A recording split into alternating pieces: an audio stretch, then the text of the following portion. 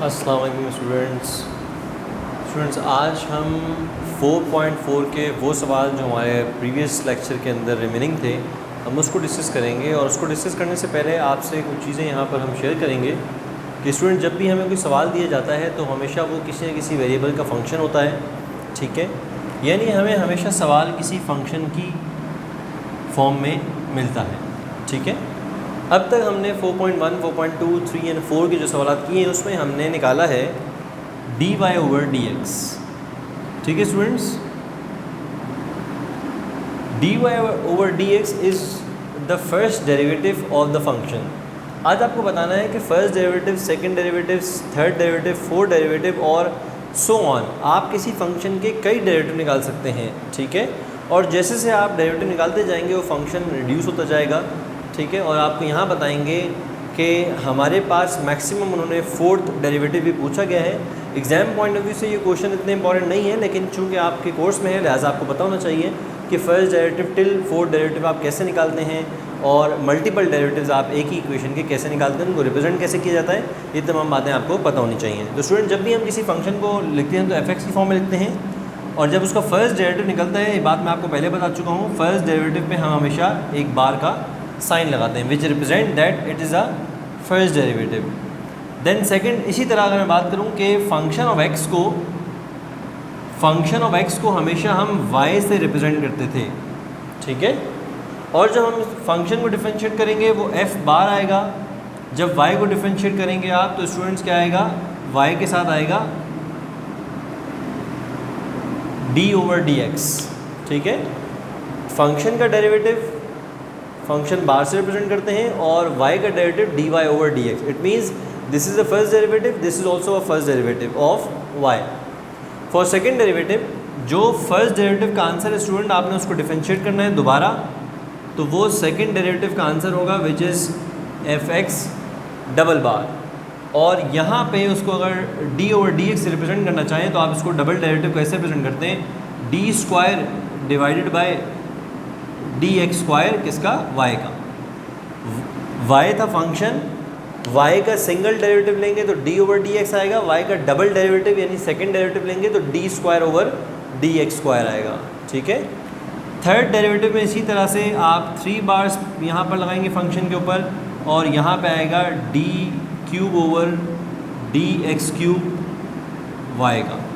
ये रिप्रेजेंट करता है कि थर्ड डेरिवेटिव हम फंक्शन का निकालने जा रहे हैं, ठीक है। एंड फोर्थ डेरिवेटिव में आप 4 बार लगाते हैं which represent that it is the fourth derivative of any function, और इसको ऐसे रिप्रेजेंट करते हैं d⁴ इज अपॉन dx⁴y। तो स्टूडेंट मैंने यहाँ पे ये रिप्रेजेंटेशन इसलिए लिखी, कभी भी एग्ज़ाम में MCQs बेस में कहीं भी आपसे पूछा जाए तो आपको पता हो कि किसी भी फंक्शन का सिर्फ डेरिवेटिव नहीं निकाला जाता, बल्कि अगर कहा जाए तो उसको सेकंड डेरिवेटिव भी निकाल सकते हैं हम, थर्ड भी निकाल सकते हैं और सो ऑन, ठीक है। आइए इसकी एग्जांपल भी लेते हैं हम, उसको सॉल्व करते हैं। तो देखिए स्टूडेंट, मैं यहाँ पे एग्जांपल ले रहा हूँ एक फ़ंक्शन की, और फंक्शन है मेरे पास 2x⁵ minus 4x4 plus 7x³ minus 5x² plus 6x minus 19। ये स्टूडेंट मैंने एक फ़ंक्शन लिखा है और मैंने आपसे ये पूछा है सवाल में कि आप निकालें इसका फोर्थ डेरिवेटिव। तो फोर्थ डेरिवेटिव निकालने के लिए आप डायरेक्ट फोर्थ पे जंप नहीं लगा सकते, आपको पहले इसका फर्स्ट डेरिवेटिव निकालना पड़ेगा, फिर सेकंड, फिर थर्ड एंड देन फोर्थ, ठीक है। और ये सवाल मैं आपको क्यों डिस्कस कर रहा हूँ, क्यों करवा रहा हूँ, क्योंकि 4.4 question number 7 till question number 12 में आपसे यही चीज़ें पूछी गई हैं, लिहाजा मैं उसको बाकायदा यहाँ सॉल्व नहीं कराऊंगा। मैं आपको डिस्कशन के तौर पे बता रहा हूँ कि कैसे किसी फंक्शन का second, third and fourth derivative निकालते हैं। आप उसको खुद प्रैक्टिस करेंगे घर पे, क्वेश्चन 7 से क्वेश्चन 12 तक आप खुद करेंगे, जबकि 13 एंड 14 आज मैं यहाँ पर बोर्ड पर आपके सामने सॉल्व करूँगा। उससे पहले आपको एक फ़ंक्शन की एग्जाम्पल दें। ये मैंने एक फ़ंक्शन लिया है which is a function of x, और अब मैं जा रहा हूँ उसका फर्स्ट डेरिवेटिव निकालने। फर्स्ट डेरिवेटिव को रिप्रेजेंट करते हैं f(x) से। फर्स्ट डेरिवेटिव निकालने जा रहा हूँ तो इसको नॉर्मली जैसे आप डिफरेंशिएट करते हैं स्टूडेंट वैसे ही करेंगे। वेरिएबल की पावर को कोफिशिएंट से मल्टीप्लाई करेंगे। 5 2 10x की power 4 minus 4 times 16 x to the power cube plus 7 multiply by 3 it will 21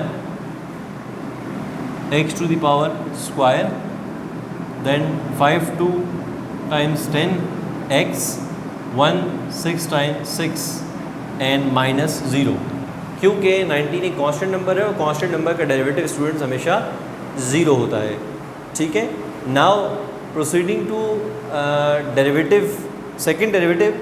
अगर हम सेकंड डेरिवेटिव की बात करें स्टूडेंट्स, तो यहाँ पर आप देख सकते हैं कि फर्स्ट डेरिवेटिव से सेकंड डेरिवेटिव कैसे निकालेंगे।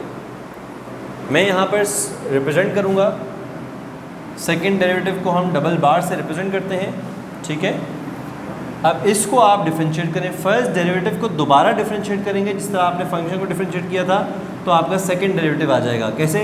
4 multiply by 10 it is 40 x की पावर क्यूब। ठीक है, पावर में कम होता जाएगा और मेरा आखिर फंक्शन आपका रिड्यूस होता जाएगा।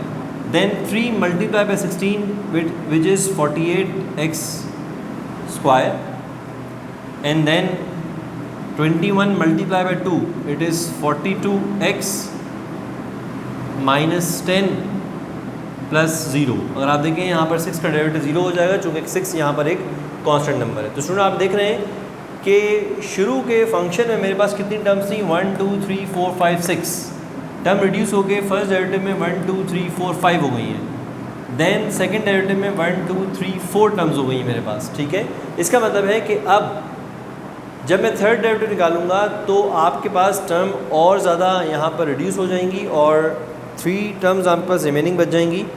तो आइए इसको सॉल्व करते हैं फर्दर। अब अगर मैं इसका थर्ड डेरिवेटिव लूँ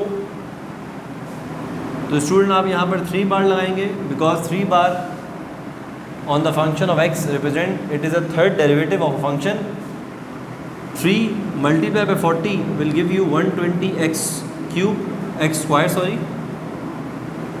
2 multiplied by minus 48 it will give you 96x, and 1 multiplied by 42 it will be 42.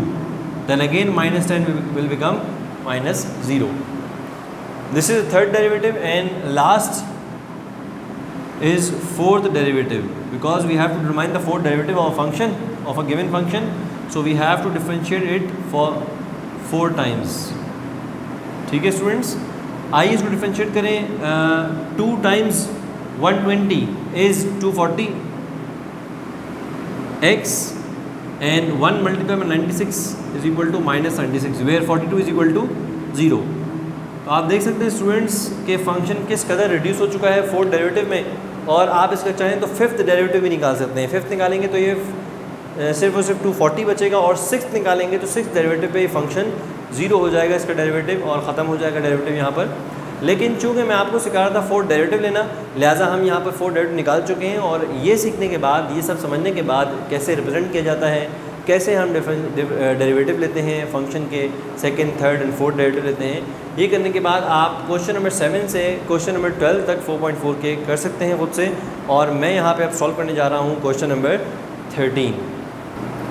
आप देख सकते हैं स्टूडेंट, क्वेश्चन नंबर 13 मैंने बोर्ड पे यहाँ पे मेंशन कर दिया है, जिसमें बता रहा है कि फंक्शन ऑफ एक्स बराबर है, फंक्शन ऑफ एक्स बराबर है a cos x plus b sin x के। ठीक है, हमने क्या करना है, हमने यहाँ बताया नहीं कि आपने फर्स्ट डेरिवेटिव लेना है, सेकंड लेना है, थर्ड लेना है, क्या करना है। उसने कहा कि ये आपको फंक्शन दे रहे हैं, आपने प्रूफ करना है, शो करना है। शो का मतलब होता है आपने प्रूफ करना है। क्या प्रूफ करना है? This will represent the second derivative. अभी आपको मैंने क्लास में बताया कि D square divided by D x square का मतलब होता है कि ये y का सेकंड डेरिवेटिव है। इसका मतलब है हमें ये शो करना है कि अगर हम इस फंक्शन को हम y सपोज करेंगे, चूँकि मैंने कहा था फंक्शन y होता है, y को 2 टाइम्स डिफरेंशिएट करेंगे, और 2 टाइम डिफरेंशिएट करने के बाद जो आंसर आएगा उसको अगर हम प्लस कर देंगे y में, यानी क्वेश्चन में प्लस कर देंगे, तो आपका आंसर 0 आना चाहिए। You have to prove it that if the second derivative of the function is added in the function itself it will give you 0। ठीक है, आइए प्रूफ करते हैं। सॉल्यूशन स्टार्ट होगा इस तरीके से कि हम इसको y सपोज करेंगे, because y is the function of x। तो हम कहेंगे y बराबर है किसके, a cos x plus b sin x के। आप इसे इक्वेशन 1 कह दें। और अब इसको हम स्टूडेंट डिफरेंशिएट करने लगे हैं फर्स्ट टाइम। जब फर्स्ट टाइम डिफरेंशिएट करेंगे तो हम कहेंगे it is d over D x, यानी we are differentiating y one time. ठीक है, differentiate y with respect to x. जैसे ही आप देखेंगे इधर ए कॉस थीटा है और ए तो ए रहेगा, कॉस थीटा का डेरिवेटिव या कॉस एक्स का डेरिवेटिव सॉरी यहाँ पर sine x plus B, sine x का डेरिवेटिव होता है स्टूडेंट्स कॉस एक्स। ठीक है, लिहाजा मेरे पास जो फर्स्ट डेरिवेटिव आया जो कि है d y over D x, वो बराबर आया minus a sine x plus b cos x.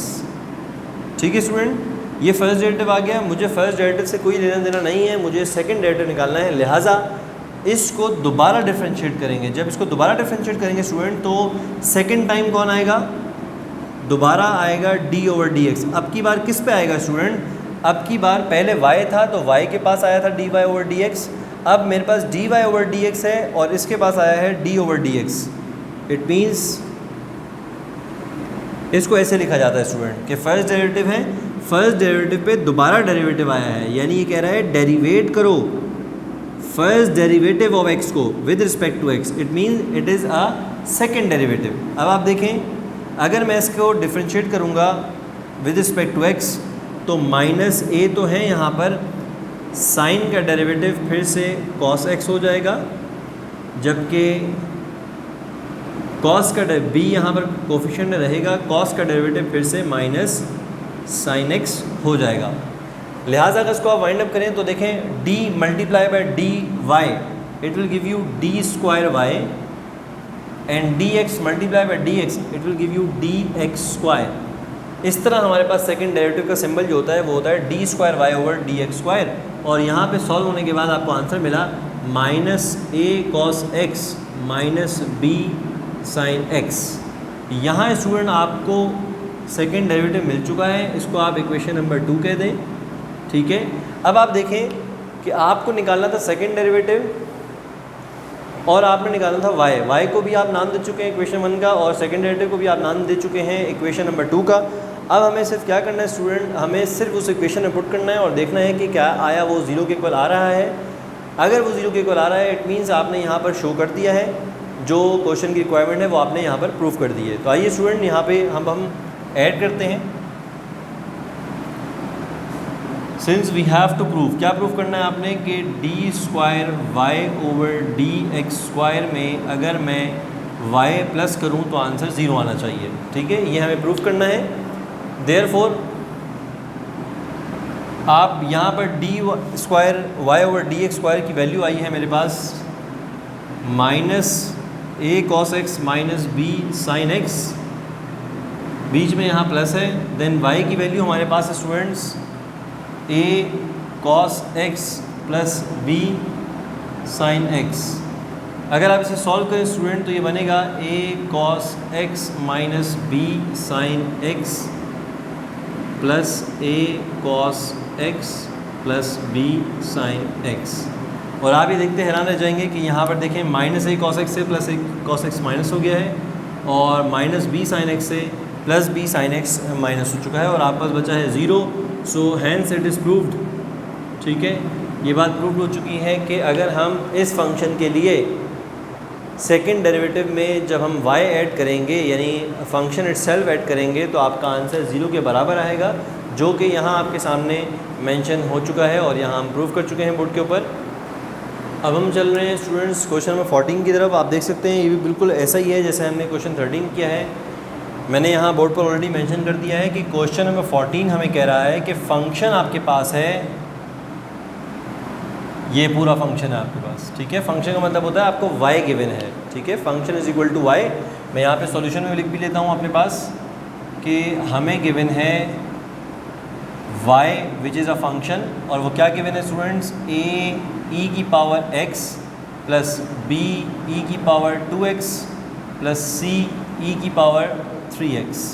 ये हमारे पास y गिवन है और y को मैंने आपसे कहा था नाम देना है हमने 1, क्योंकि हमने फर्दर प्रूफ करना है। क्या प्रूफ करना है, शो दैट। इस दफ़ा देखिए स्टूडेंट एक बड़ी इक्वेशन दी है सवाल देने वाले ने उसने कहा है कि third derivative d cube over D x cube, y का third derivative minus 6 times second derivative plus 11 times first derivative minus 6 times the value of y which is already the function.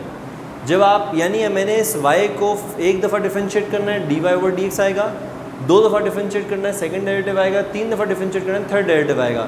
जब आप तीनों डेरिवेटिव निकाल चुको तो उन चारों value को उठा गए, 3 डेरिवेटिव और एक फंक्शन आपके पास, उनको उठा के आपने इस इक्वेशन में पुट करना है, सॉल्व करना है। आपका आंसर क्या आना चाहिए? 0। अगर 0 आ गया तो आपने प्रूफ कर दिया जो एग्जामिनर ने मांगा है आपसे, और अगर 0 नहीं आया इसका मतलब आप प्रूफ करने में नाकाम हो गए हैं। अब देखें स्टूडेंट, मैं यहाँ पर डिफरेंशिएट कर रहा हूँ, डायरेक्ट डिफरेंशिएट करेंगे। यहाँ पर सबसे पहला डिफरेंशिएट होगा, इसका डेरिवेटिव होगा dy over dx।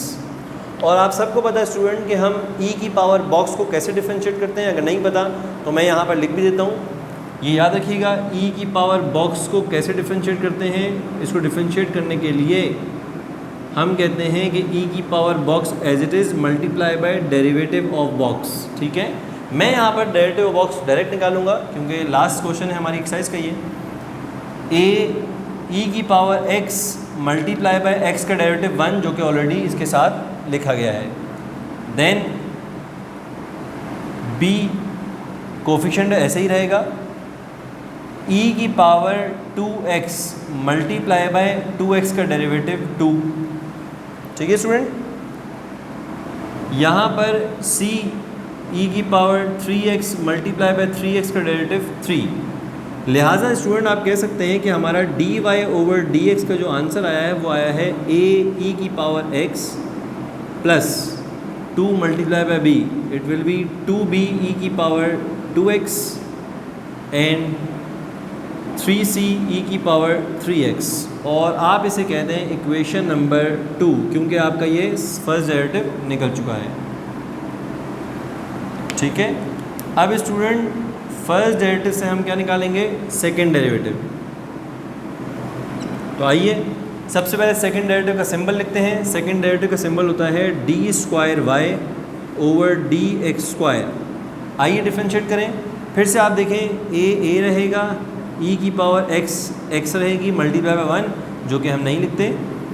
Then 2b e की power 2x again multiply by 2 क्योंकि e की पावर बॉक्स का डेरिवेटिव बराबर में मल्टीप्लाई करते हैं। और इसी तरह यहाँ पर 3c कोफिशिएंट है, कोफिशिएंट रहेगा e की पावर 3x मल्टीप्लाई बाय 3। ठीक है, ये मैं क्या निकाल रहा हूँ स्टूडेंट? Second derivative. और सेकंड डेरिवेटिव का आंसर आपके पास आ चुका है, वो है a की पावर a e की पावर x plus 2 multiply by 2, it means 4 b e की power 2x and plus 3 times 9c e की power 3x and this is your equation number 3। यहाँ तक स्टूडेंट हम फर्स्ट और सेकंड डेरिवेटिव निकाल चुके हैं, लेकिन हमें इस सवाल को सॉल्व करने के लिए थर्ड डेरिवेटिव भी दरकार है। लिहाजा मैं अब इसका थर्ड डेरिवेटिव निकालने जा रहा हूँ स्टूडेंट्स। और थर्ड डेरिवेटिव का सिंबल होता है D cube divided by D cube Y divided by D x cube. फिर से स्टूडेंट जब आप इसको डिफरेंशिएट करेंगे तो a e की पावर x मल्टीप्लाई बाय 1 आ जाएगा, चूँकि x का डेरिवेटिव 1 होता है।